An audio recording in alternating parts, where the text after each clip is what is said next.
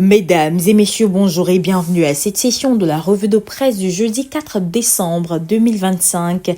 Un conseil des ministres s'est tenu hier au palais de la présidence au plateau. Fraternité Matin nous propose les grandes décisions du gouvernement dans les secteurs de l'énergie, de la route, des mines et des logements. Le mandat nous informe que le concours d'entrée au CAFOP au titre de l'année 2026 est lancé. Tous les détails contenus dans le journal. Et puis, Liberté nous fait savoir que pour la sûreté nationale, la police est au front.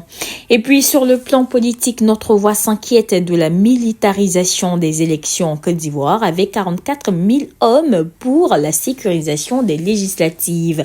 À propos des législatives du 27 décembre, l'Inter révèle les enjeux pour les grands partis politiques tels que le RHDP, le PDCI et le PPACI. Le nouveau réveil constate que le PDCI RDA tisse sa toile dans le cadre des élections des députés. Aujourd'hui, nous apprend que le PDCI RDA, résolument tourné vers l'avenir, se lave les mains de la crise du 4e mandat. Ce qui est passé, a indiqué l'honorable Simon Do, cadre du parti septuagénaire.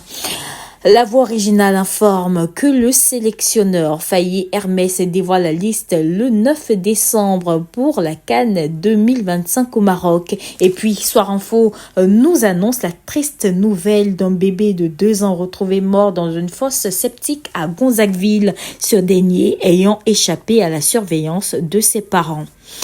Terminons par un mot de santé avec le mandat qui rapporte que l'Institut de cardiologie d'Abidjan et le Canada renforcent leur coopération.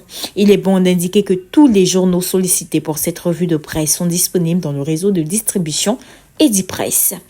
Mesdames et messieurs, voici ainsi égrené l'essentiel de l'actualité. Nous vous donnons rendez-vous demain, même heure, même canal. D'ici là, portez-vous bien.